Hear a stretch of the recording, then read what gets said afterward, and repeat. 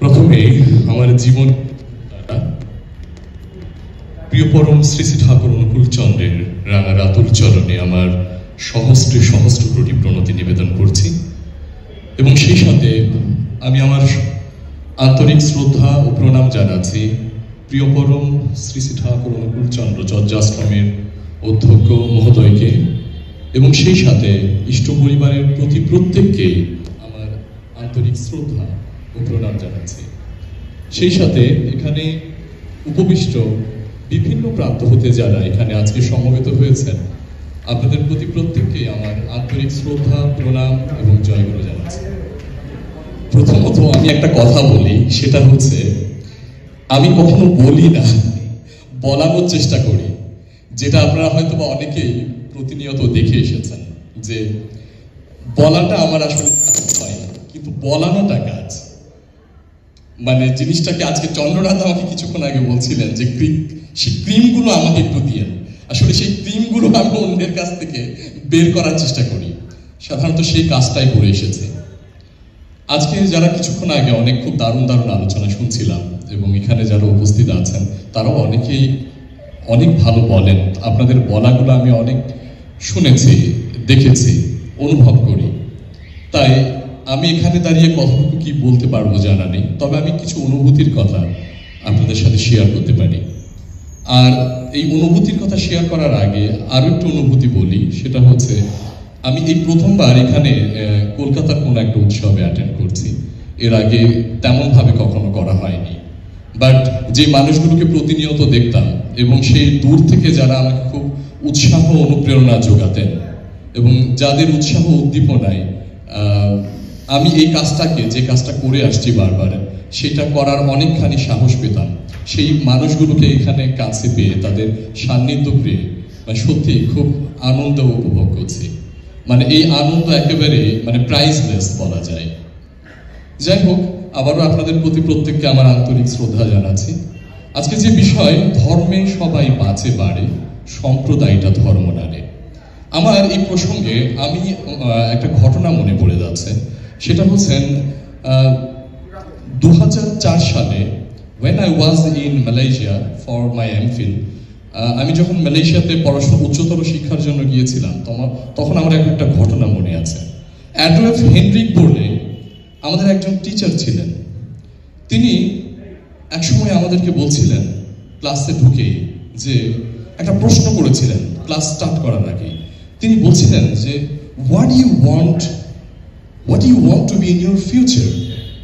কি হতে চাও তুমি, তোমার ভবিষ্যতে তুমি নিজেকে কোথায় দেখতে চাও বা কেনই বা দেখতে চাও, এমন একটি প্রশ্ন ছুড়ে দিয়েছিলেন।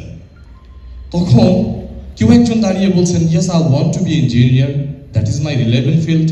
আবার কেউ বলছেন I want to be a doctor, কেউ বলছিলেন যে yes I want to be an entrepreneur, আবার কেউ তার বিভিন্ন ধরনের পেশার কথা বলছিলেন। তো আফ্রিকান একজন is the back bencher of the side of the bench of the class, বসেছিলেন তিনি। তা এক জায়গায় তিনি বলছিলেন, অনেকক্ষণ ধরে দাঁড়িয়ে চুপ করে আছেন, তাই টিচার রিপিট প্রশ্ন করছেন what you want to be in your future, speak up। তো আবারও সাইলেন্ট রয়েছে। তারপর যে তিনি বলেই বসলেন in my future I want to be a human being, in my future I want to be a human being। তখন teacher আবার প্রশ্ন করছেন যে why you want to be a human being and how you will be a human being। তখন ছেলেটি আবার উত্তর দিচ্ছে, হেনরি আবার উত্তর দিচ্ছে yes because I am following under of my idol, without ideal a man cannot be processed in a human being। কখনোই সেটা হতে পারে না, কোনো সম্ভবই নয়। and why, তখন আরো একটু বলছেন যে আমি আমার আচরণগুলোকে ডিসিপ্লিন করতে চাই, একটা ছত্রের মধ্যে বেঁধে দিতে চাই, আমি আমার মনের অনুসরণ করতে চাই না। এটা একমাত্র ধর্মাচরণ করার মধ্য দিয়ে টু ফলো দ্য আইডল, এটা একমাত্র সম্ভব। Without this cannot be possible. সে আবার তখন প্রশ্ন করছে do you have a idol in your life, তোমার জীবনে কি সেটা আছে কি? তুমি কি ওইভাবে অনুসরণ করে দেখেছো কি কখনো? যে আমাদের প্রত্যেকটা জায়গার মধ্যে, বলার মধ্যে, চলার মধ্যে, করার মধ্যে, দৃষ্টিভঙ্গির মধ্যে একটা ডিসিপ্লিন লাইফ থাকা দরকার। একটা ডিসিপ্লিন লাইফ না থাকলে কি হয়, কি হচ্ছে বর্তমানে আপনি দেখুন। বিশ্ব স্বাস্থ্য সংস্থা গত 4-5 দিন আগে একটা রিপোর্ট প্রকাশ করেছে, বর্তমান সময়ে মানুষের দুটো রোগ বেশি হচ্ছে, একটা হচ্ছে হার্ট স্ট্রোক আর একটা হচ্ছে ব্রেইন স্ট্রোক। এখন এই ব্রেইন স্ট্রোক কেন হচ্ছে সেখানে এক্সপ্লেনেশন দেওয়া হয়েছে, শুধুমাত্র অনিয়ন্ত্রিত জীবন। কারণ মানুষ টেনশন এবং এংজাইটি এই দুটো শব্দ থেকে কিন্তু বের হতে পারছে না, বের হওয়ার প্রসেসটা কিন্তু জানে না। আমি চাইলেই আমি যদি এখন বলি আমি টেনশন করব না, সেটা সম্ভব নয়। এর একটা প্রসেস রয়েছে, এর একটা ডাইভার্সিটি রয়েছে, কিভাবে আমি আমার মনটাকে ওই জায়গা থেকে ইনডাইভুলেট করে তুলতে পারি। সো সেই জায়গাটায় এটা না হওয়ার কারণেই মানুষের ভিতরে কি হয়, মানুষের বডিটা তো দুটো সিস্টেমে চলে, একটা সিনড্রমিক অ্যান্ড দ্য অ্যানাসিনড্রমিক। তাই যখন ওই টেনশন এবং অ্যাংজাইটিটা মানুষ ধরে রাখে, তখন মানুষের ব্লাড সেলগুলো অত্যধিক বেশি এক্সাইটেড হয়ে যায়। এক্সাইটেড হওয়ার ফলে কি হচ্ছে, এক্সাইটেড হওয়ার ফলে মানুষের ভিতরে এক ধরনের নিউরন সৃষ্টি হয়। নিউরনটা ফেটে গিয়ে ব্লাড সেলের কোনো একটা জায়গাকে কি করে ফেলে, ব্লক করে ফেলে। এই ব্লক করে ফেলার পরেই যখন এয়ার সার্কুলেশন এবং ব্লাড প্রবাহিত হয় না, তখনই মানুষ স্ট্রোক করে থাকে। So this are the period. এই যে অ্যানাসিনড্রমিক স্টেজে রিমুভ করাটা বডিটাকে, এইটা কিভাবে হতে পারে? That is the things, the discipline, how to do and the what to do. This is the major things. এবং আরেকটি ব্যাপার হচ্ছে, বিশ্ব স্বাস্থ্য সংস্থা বলছে, সেটা হচ্ছে যে হার্ট স্ট্রোক। সেটা কি কারণে হচ্ছে, সেটা কিছু কিছু জিনিস আমরা জানি, অনিয়ন্ত্রিত খাদ্যাভ্যাস, অনিয়ন্ত্রিত চলনের কারণে সেটা হচ্ছে। বাট এই যে বেশ কিছু জায়গাতে তারা মানে প্রশ্ন রেখে দিয়েছে যে মানুষ কিভাবে এটা থেকে রেহাই পেতে পারে। These are the only things to go in the life on us settle of our discipline things. Without this cannot be possible that.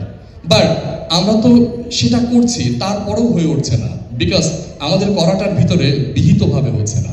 Shri Shri Thakur এক জায়গায় বলছে, ধর্ম আচরণ মানে তাই যাই বিহিত অনুচরণী অনুচর্যার মধ্য দিয়ে প্রাত্যহিক জীবনে কৃতকর্মের ভিতর দিয়ে অন্তরিক্ষ থেকে নিরত প্রচেষ্টায় নিরত হয়ে নিজেকে উৎসারণী জীবন বৃদ্ধিতে নিয়োজিত করাই হচ্ছে ধর্ম অনুচরণ।